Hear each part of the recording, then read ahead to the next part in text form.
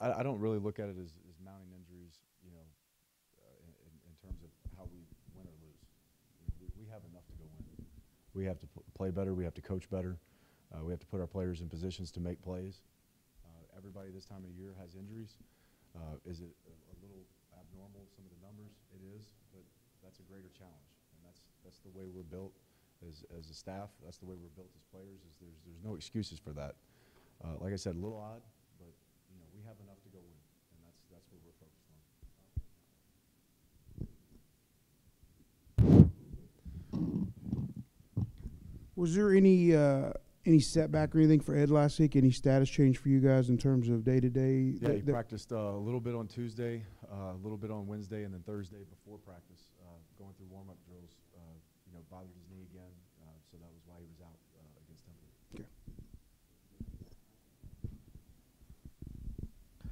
Okay. Major with injuries, I know that you don't get too much into detail, but just kind of the bare stuff. But on Ed, I mean, as y'all have gone along and this thing has progressed, is it turned out to be worse than you guys thought, or is this being overly cautious, or is it him saying that each week something different comes up, or is it just not healing? I don't want to get into the healing part of it because that's not my expertise at all. And I don't want to say overly cautious either because Ed wants to play.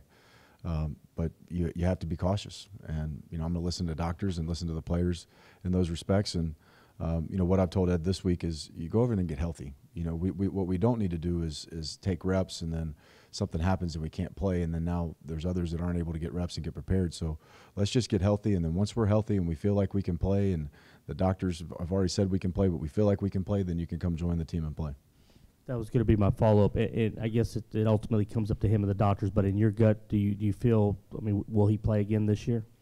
You'd have to ask Ed that. I don't have that answer. I mean, I don't. I'd love to, but we haven't talked to him in 22 days. Well, I think there's probably a reason. I mean, he's a young man who's extremely talented. A lot's going through your head when all of your notoriety and all of your attention is because of your level of play, and then you can no longer play the game that you love. It's very difficult. It's very difficult. We see these guys make great plays on the field, and we see them as, invincible, and it's difficult. You ask any great competitive athlete who's gone through injuries and is taken away from the field, it is extremely difficult. You can probably ask Garrett Davis the same question, or Gerard Carter. Trying to protect those guys and keep them from the media and just kind of chit-chat is more or less trying to make sure that your student athletes are of well body and mind, and let them go worry about getting healthy and moving on.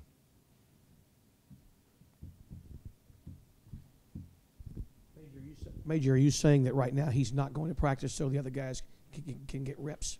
Yeah, absolutely. I mean, if we're battling back and forth of whether or not, then let's go with the known and let's practice those guys and get them reps and get them prepared. He's not going to forget how to play. I know that. He's not going to forget how to play. So let's go over there and let's get healthy, and if he can join the team, then he'll join the team. How do you look at the goals that you had set for this team before the season began? All are still in front of you. How do you look at all that stuff? Exactly how you just said it. Everything's still in front of us. It's about Tulane. It's about beating Tulane today in practice, understanding what we have to do to beat a team that's hungry. They had an opportunity for a bowl game last year, kind of taken from them. And so now they're sitting here with 2 games left, knowing they've got to win 1 out of the 2 to go to a bowl game. So we're in their way. And so that's the type of team that we're getting ready to go play.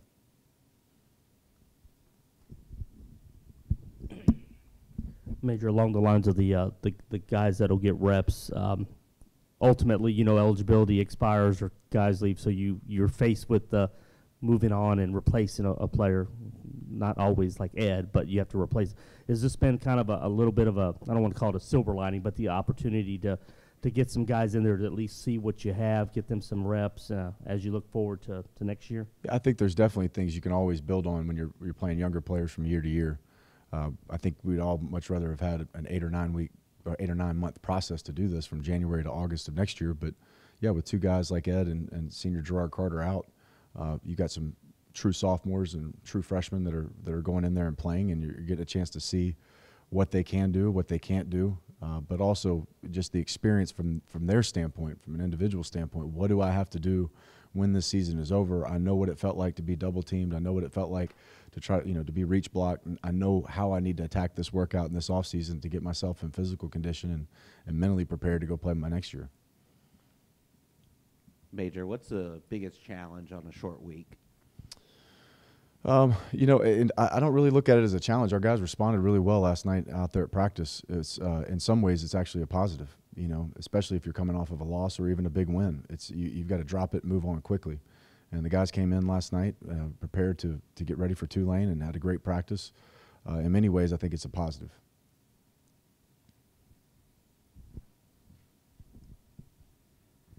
Coach, I wanted to bring up Bryson Smith. I know you may not have a ton to offer specifically on injuries, but with the unique skill set that he has and the unique role he has in the offense, do you guys have a set guy behind him that would try to fill in for that role, or would it just be more of next guy up and then you adjust some to what that person's abilities are?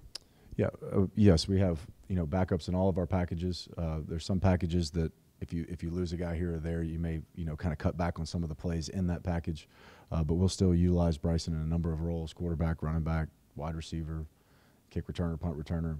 He'll still be in those roles.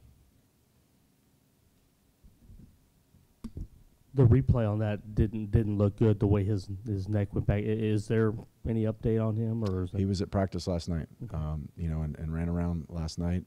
Just one of those deals you got to continue to monitor and excuse me, and see how he's feeling. But he's so tough. I mean, he's cut from the same cloth as Greg Ward. He reminds me a lot. I know they're from the same high school and all that, but it's going to take a lot to keep him from playing. He loves to compete. And back on the nose position on defense, when you look at moving forward and guys that have gotten some work, do you have guys on the line that are some that are interchangeable ends and then the interior, or other than Emil and I think it was it Logan? Yeah, you got Logan and Peyton that are typically more of your ends. Emil's typically your nose. Blake Young's playing behind him. Zach Vaughn has played more of an end position. Willie Smith, who's back, will be able to play kind of a nose and a 4-eye position and be able to provide some depth for us there as well. So you have swing bodies that can play both those positions. Yep. Is Peyton, how does that work with does he have to sit out the first half? No, sir. He's available. Yes, sir. Yep. Anything else? Major, they've won 3 straight coming in here, so they must be feeling pretty good. I guess just the challenge of facing Tulane. Yeah. You know, Willie Fritz has done an outstanding job. Great coach, great man. I enjoy, you know, the times I get to be around him sometimes in recruiting or head coaches meetings. Just a great leader and a great person, and does a great job with his staff and his players. And they've done a great job this year and put themselves in another opportunity to go for a bowl game. Like I said, offensively, defensively, special teams, they present issues on all 3 phases of the game. They are playing great football right now, but we all know, I mean, we've gone on a win streak ourselves for 5 games before the season, so it's all about Thursday night and getting prepared for Thursday night.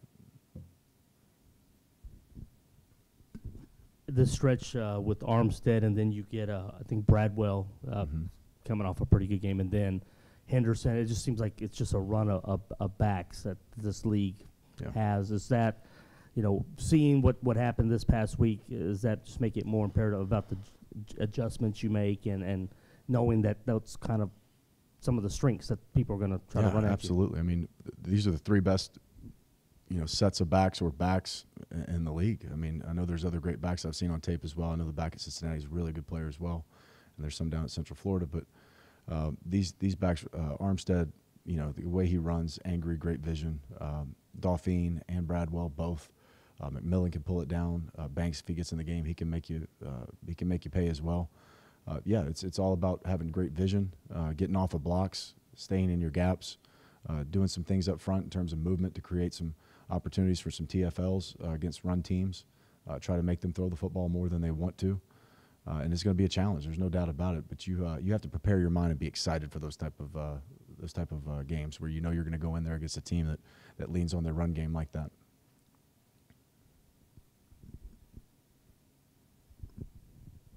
Major, we sort of ask you this every year, but what are the challenges working through a short week?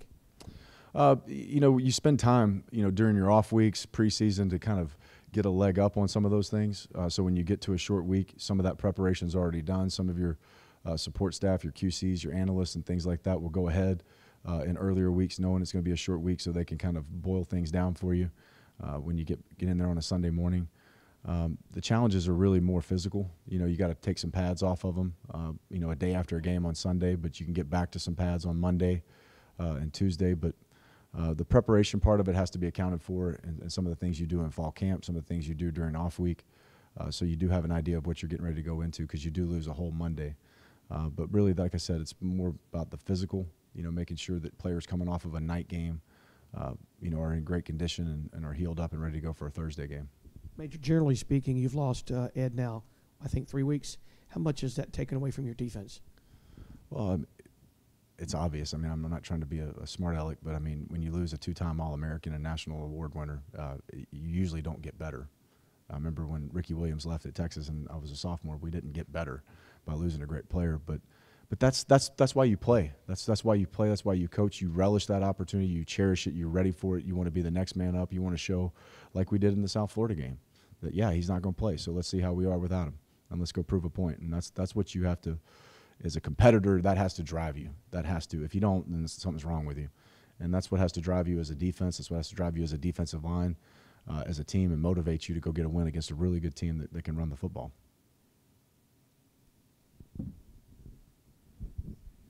Along those lines, Major, when a unit doesn't have as much success or allows a guy to have 6 touchdowns, do you worry about how they respond the following week, or how do you get that out of their system, or tell them, look, it is moving on, or it'll result in another loss if you let it linger?